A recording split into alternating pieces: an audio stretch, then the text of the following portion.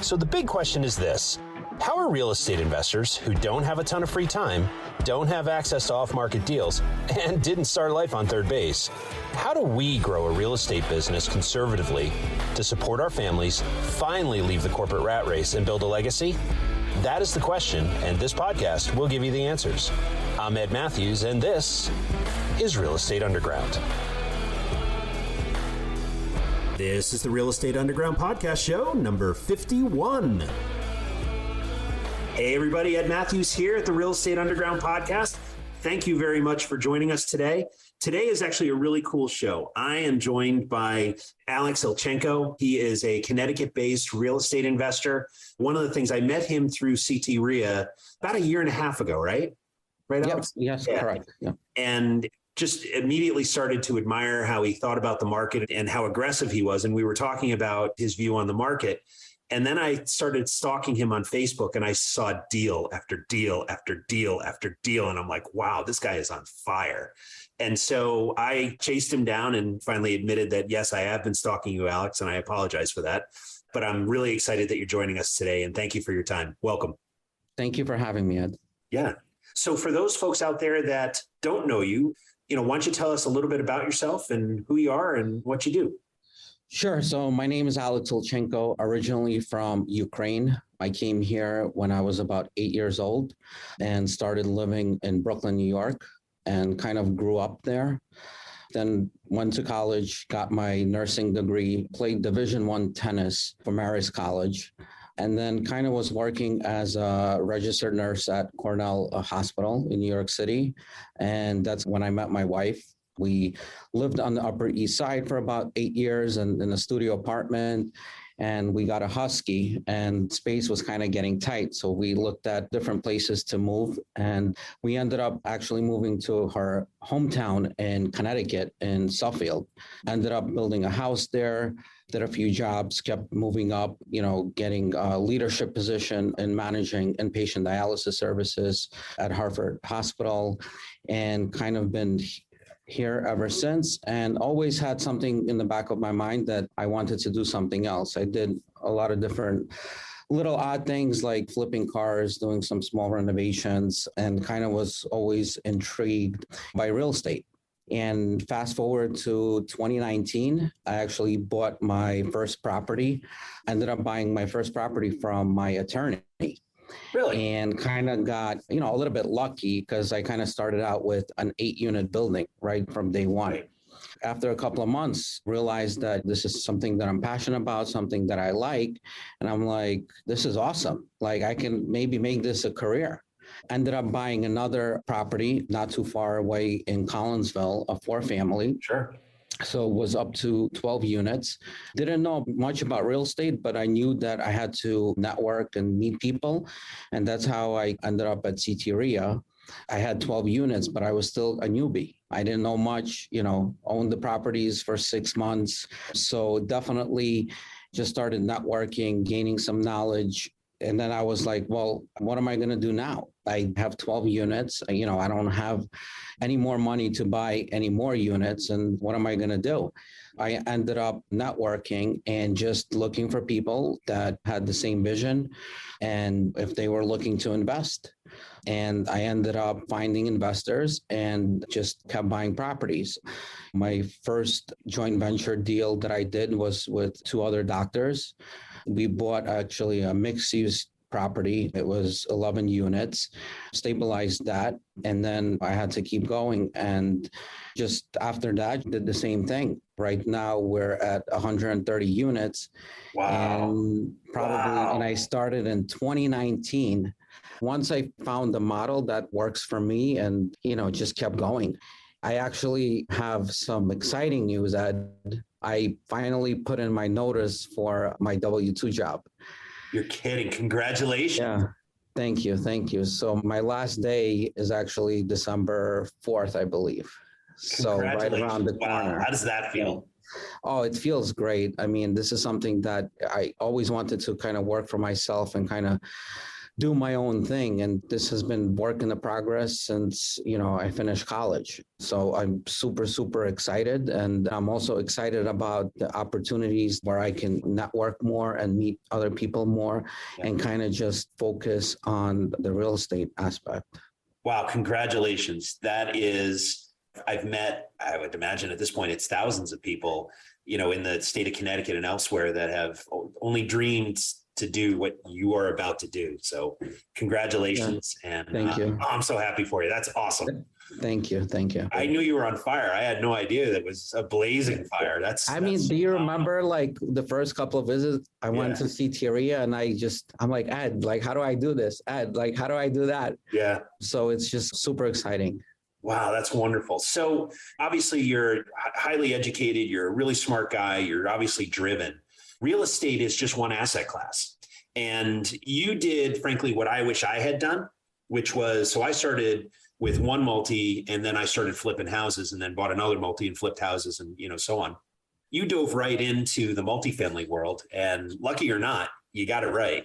And because, people ask me all the time, if I had to do over, what would I do? And I would tell them what, now I'm going to say it's what my friend Alex did, which is buy an 8-unit immediately. So what drew you to the asset class?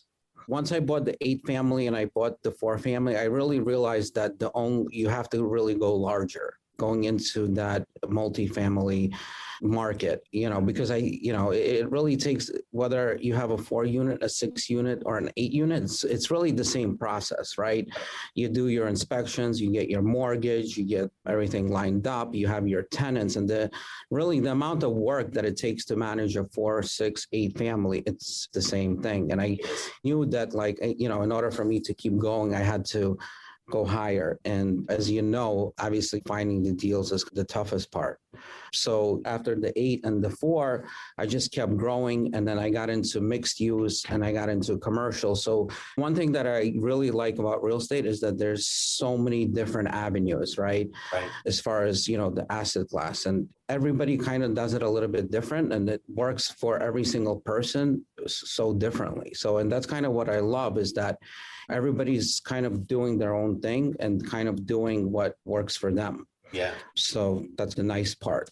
Absolutely. And so you're at 119 units. And so what's next? Like, where are you taking this business? Yeah. So I in about 2020, I started my company, Blue Key Property Group, and trying to really build a team of people that are like-minded. And basically, right now, we have different avenues. So we're trying to have a team that does acquisitions, have a team that does property management, have a team that does only the management piece, have a team that does retail. So I'm trying to really build a brand and really venture out into multiple different areas so that I can tackle the market from new sides. So a lot of people like ask me, oh, like, how do you do it? Or, and I always tell people, like, the way I do it might not be the best way for you, And I think there's just so many different avenues and so many different opportunities.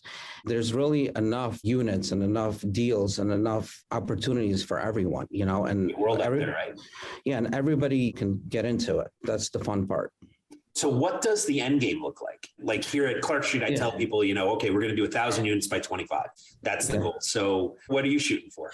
Yeah, I mean, like I said, I don't think I have an end game because I love it so much. And I actually go to bed, and on my days off, I can't wait to wake up and just hit running, check up on my properties, check all the financials, look at deals, look at properties, underwrite deals. So it's really not even a job for me because it's something that I'm so passionate, and I can do it 24/7. I wish I could. I got to get some sleep. Yeah, you require sleep, right? And you're a husband, so you got a family to hang out with, right? Yeah, definitely. But it's also work-life balance, like you said, family. But I really don't feel like I'm ever at work when I'm talking about real estate, when I'm meeting people, when I'm checking up on my properties, when we're doing renovations. It doesn't feel like work. Yeah. So it's an amazing thing when you go out on your own and you play Cortez and burn those boats, as they say. And the other part of it, though, is the time aspect of it, right? You're able to own your own time. No one has access to your schedule to make you have to go to a meeting or a conference or something like that. You are intentional with exactly how you spend your days, right? Yeah, definitely. I mean, it's all about freedom, right? It's never about money, right? So it's always about freedom. I don't know what the end goal is, but I think like just building a really good model and building a brand, right? So it's not always about, okay, 500 units, 200 units, 1,000 units. I think it's just about building that model and streamlining things where you can continue to build and grow, whether it's, buying more units, whether it's developing buildings, building, a wholesale division. So there's just so many there's just so many opportunities that I still want to do, and I'm still kind of fresh and, learning. You're always kind of want to keep going. So basically what you're telling me is that we're catching you at the early stages of an empire that you're building. I hope so. I hope so. I mean, I'm just, like I said, I'm just like everybody else who's trying to make it. And, it's not easy of going by yourself. You got to think about insurance, and you got to make sure you have, money in the bank to pay a mortgage. Yep. And you have to make sure that all those things are in place versus having a W-2 when every other Friday your check is deposited and your mortgage goes out, right? Your insurance is paid, your vacation, your holiday time, your sick time, right? So there's definitely a lot that goes into it. And that's kind of why I waited to get so far into just to make sure that I can replace my income. So I'm making the right decision. And, I came to a point where I just couldn't do both. And it wasn't fair for my employer. It wasn't fair to my wife. It wasn't fair to my tenants, my employees. It just wasn't fair. And I had to make a decision, and, it wasn't easy. Yeah. It wasn't easy, but you're all smiles here. So there's some part of you that was pretty sure which way you were going to go, right? Definitely. Yeah, cool. So I want to talk about your brand and what your vision is and what you want the company to stand for. And what is your focus when you take over a building? How do you operate? Lately, we've done a lot of value add buildings. I think that's really, the way to go, really the way to start. I really like the process. You go into building, maybe you don't have such good tenants, you don't have such a good building. Yeah. The building needs a lot of updates, it needs a lot of renovations, and you're able to kind of take silver and turn into gold. That whole process, and starting with doing the demo and renovating, and, I really probably do a little bit more than a lot of people, but I really am passionate about it. And I really get a lot of joy from the finished product. And I really pick everything from A to Z. And I have to make sure that I'm happy with it at the end before I turn it over to a tenant. So yeah. I'm probably not the best example as far as like return on investment, but I really like the process and just making it look really nice. Stay with us. We'll be right back. A motivated seller just filled out your web form. If you call back within 5 minutes, you're nearly 4 times more likely to get that seller appointment.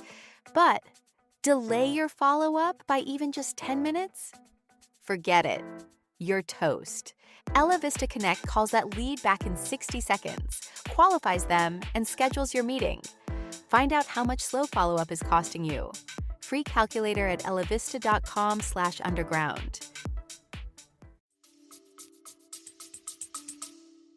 Yeah, and I've seen your work online. And one of the reasons that I wanted to have this conversation is I think you and I operate very similarly. Our first move when we buy a property is similar to yours in that, first move is to make it clean and safe, right? And so you upgrade the common areas, you make sure the mechanicals, electrical, plumbing is all safe and working properly, and then you beautify from there, right? I think that the way you operate is smart in that residents are going to be happier in your building because your buildings are really nice, right? And most likely it's one of, if not the nicest building in the neighborhood, which then builds a brand around each individual building. And what I've seen, and I'm curious what you've seen, tenants tend to stay longer in buildings where they're happy and proud to live, right? Yeah, definitely. I really try to look for B-, B+ areas. Yep. I look for good tenants. During COVID, 99% of the people paid. I didn't have any issues. I really have a lot of really long-term tenants. One of my oldest tenants is 24 years old, 24 years in the building. Some are 10 years, some are 15 years. And that's kind of what I'm looking to do, is make sure to provide that kind of service that they can stay there long term. I think, turnover is really important, because every time you have a turnover, not only are you spending money, you're spending time. It's hard. I really try to keep the rents a little bit lower than the market rents, so that tenants stay there longer, because every turnover you have, you lose 1 month of rent. You have to paint the apartment, you're updating the apartment, and it's just every single turnover probably costs you $4,000. You lose at least a month of rent. You have to paint the unit, update it, and it's just not worth it. So I think, my model is just to obviously be competitive, but also give them the opportunity and incentive to stay in the unit. So, That's smart. Yeah. Are you interested in real estate investing right here in Connecticut? Ever wonder where all those real estate investing pros hang out to network? Did you know the Connecticut Real Estate Investors Association will introduce you to those investors and will help you learn how to find deals, fund those deals, and even teach you how to do it without leaving your current job? Go to ctrea.com. That's ctreia.com and click on the events button to register for an upcoming event. Hope to see you soon. Buying investment real estate is both thrilling and sometimes stressful. Without a lending expert by your side, most investors don't stand a chance. That's where CTREA Funding comes in. CTREA Funding was founded by investors to help investors just like you fund their deals. Whether you're buying a single-family rehab, an apartment building, or really any investment property, our team will understand your deal and help you close quickly. Go to ctreiafunding.com or call us at 860-876-0572. I'm curious about your philosophy in general. I'm always fascinated by people that I meet like you who are super successful and firing on all cylinders. In your mind, what separates you and people like you from the people that kind of dream about, man, I wish I had 119 units. I wish I was able to do this. What separates those dreamers from the guy's named Alex? Yeah, I think it's just you have to be able to submit an offer and make a deal. I think that the toughest part, I think a lot of people hesitate and overthink things. I think you definitely have to be patient, especially in this market. But I think you have to know when you have the right deal. You have to be able to have a vision. And once you have that, you have to go for it. You can't sit on the sidelines. And it's going to work out, right? It's real estate. You're buying it. Especially if you're buying it for the long term, it's going to work out. So I think you just have to be able to go out there and just, make the move, and I think a lot of people are a little bit more hesitant, and I try to do my research. And when I see that building or that property or that opportunity, especially when I can add value to it and create something better, something bigger, I just go for it. And I think that's key. I think a lot of people I'm just able to get in front of them. While people are thinking, I'm getting deals under contract, same properties, right? So they want to look at a property, I want to look at a property. They're thinking, I'm signing the contract. So I think you really have to be the first person in the door. You have to be the first person to make the offer and get it under contract. So I think that's kind of what I try to do. I want to be the first one. My grandfather always used to tell me, always present a moving target. Right? Yeah. Act. Yeah. Get moving. Go. Yeah. Right? So like I said, where everybody, I think, is kind of looking at the same deals, the same properties. I mean, it's a very small network, small area that we're targeting. And you just have to be in the front and be ready to make a deal. And everything is a risk. Every deal that I do, it's like, oh my God, did I do the right thing? Am I doing the right thing? Like, what's the CapEx? How much money is this really the right deal? Why are they selling? Right? But you have to be able to kind of, get through that. And if it looks good to you, if it feels good to you, trust your gut, right? Yeah. Sometimes I'm like, this is not right. I'm going to just walk away. So just trust your gut. And if you feel like that it's the right deal, just go for it. I tell people all the time that my hand shakes on every contract I sign, right? And Yeah, it should. It's a lot of responsibility. But the fact is that, like you, I sign it. I don't wait. I don't analyze it, beyond what, the normal due diligence. And actually, that's one of the things that I'd like to briefly talk about is when you're looking at a property, what is kind of the criteria? What's the box that you tend to target? For us, because I do have, a lot of investors. I mean, I think for them, it's always the bottom line and the numbers. For me, it's more about the building, the property, the location, the tenants. So those are the two different avenues, but definitely the numbers have to work, right? So, my criteria is probably, cash on cash around 10% or more, and IRR probably 20 plus. It's got to work. Sometimes I look at deals and people are spending money and I just never get it. I'm like, it just doesn't, it doesn't really make sense. I mean, you have to really make sure that what you're looking for is what you're getting. And if you need the property to cash flow, make sure that you're underwriting your property correctly. But there's just so many people out of state that are buying in Connecticut where a cap rate of 3 is good for them, or 4, so you really can't compete with those guys and you just have to walk away. It doesn't work. It's interesting. I saw over the last 3 or 4 years here in Connecticut in particular, I refer to it as dumb money, but that actually is kind of disrespectful and I don't mean to be. The fact is that people look at, they come from Manhattan or, New York or the Boston area looking to invest in Connecticut. And like you said, they're used to seeing a 3 cap. They're investing in that. So they get here and it's, anywhere from a 5.5 to a 7.5, call it, depending on the neighborhood and the property. And they think it's a deal. And the challenge is, though, New York, Boston, a lot of the larger metro areas, they're appreciation markets, right? Where you can not only force appreciation, but cap rates tend to compress over the course of time anyway, just naturally. Connecticut historically has not been that, right? Connecticut has been a cash flow market.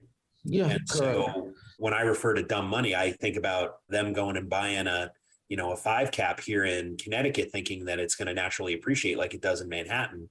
Not the same thing. Right, exactly. I think you're spot on. I totally agree. I think, we don't have that appreciation here in Connecticut. Obviously, after COVID and after inflation, everything, increased, but that's really not typical for the real estate market here. And I think we're in a tough market. You have a lot of people that are pulling a lot of money from the stock market and getting into, multifamily and getting into real estate, and they just need to park their money somewhere. But that's kind of what's happening. And it's just, you have to just be able to just walk away from those deals and find something that, works better for you. Yeah. I mean, I couldn't agree more. We have a buy box and we stay inside that box. And if it deviates in any way, shape, or form, no deal. We walk away. Right. Exactly. Yeah. Sometimes it's frustrating for the brokers that we work with in that I give them our offer and they said, no, I need your best and final. And I try to explain them, I understand I'm lower than you'd want, but that is my best and final. That's where it cash flows. And Right. Yeah. I mean, like I said, know your numbers and really know what your best offer is. And it's okay to walk away. Totally. I probably, to be honest, I probably put at least one offer a week. And I only, that's fantastic. Yeah, and I probably only, out of every 50 offers, I probably get 1 or 2. So, that's okay. Kind of my goal. Yeah, that's okay. That's how it's done. You're not going to get every property and that's okay. Just be able to walk away and then you got to just keep trying. Yeah. You got to keep trying. It's just, it's a contact sport, right? So you got to keep contacting the sellers and you got to keep making the offers. And 1 out of 10 is you're going to get the deal. Right. You've got to, as they say, kiss a lot of frogs to find your prince or princess. Right. And, definitely. I liken it to at least my dating career, where I would ask people out, I would ask a girl out and I'd get 10, 12, 15 no's before I found that princess. Right.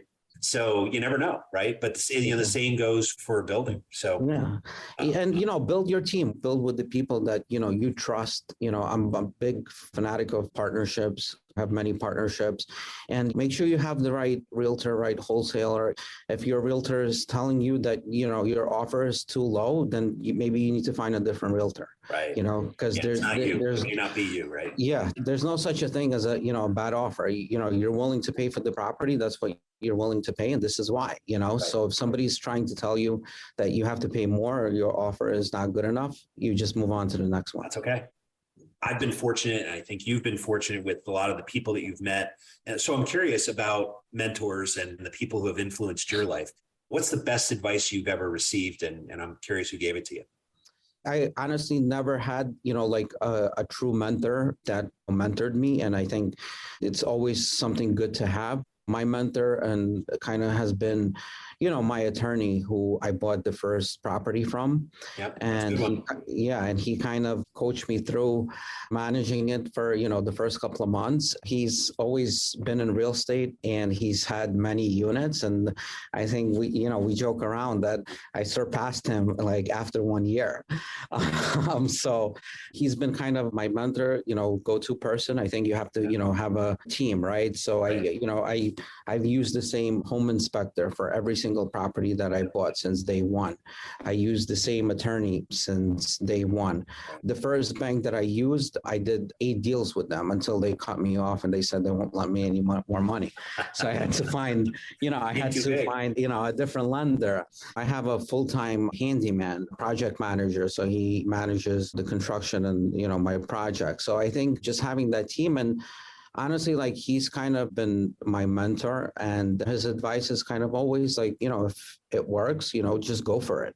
Right. If the numbers work, if, real estate, it's just as long as you did your numbers, you underwrote the deal, and you have to make sure that you have CapEx for the property, right? So for every single property, you have a backup plan. And if something happens, that you have reserves and you can go ahead and fix that.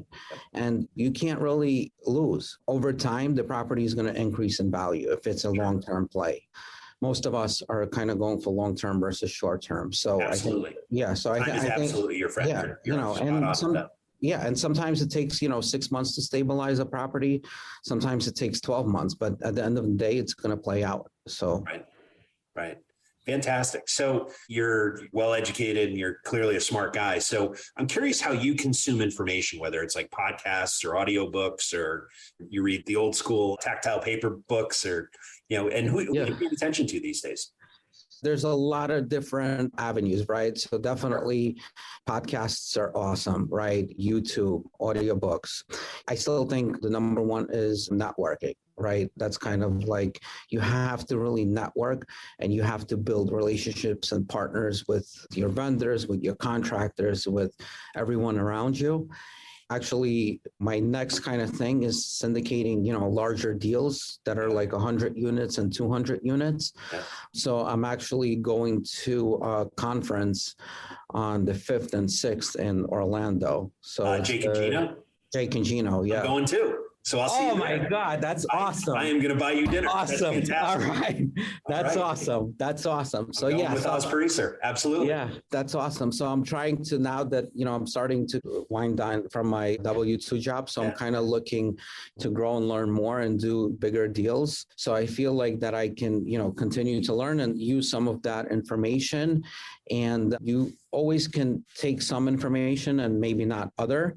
And I think utilizing that in this area, at least for now, and, syndicating the deals, so doing larger deals, I think that's key. And, so far, my largest deal was like 29 units where I bought a portfolio, but I'm really looking to do 50 unit building, 100 unit building, and just be able to learn and kind of syndicate.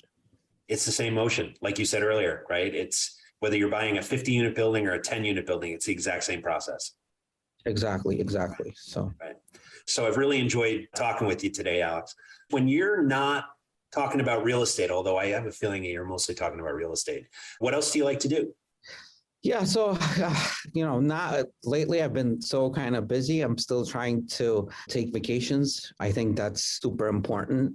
It's been kind of hard to do things outside of my personal job and my real estate job. And I think, some people don't understand. They look at you and they're like, oh, you have 50 units or 100 units, but they don't understand what it really takes. And, the sacrifices that, you have to make with your family, with your time, with your life.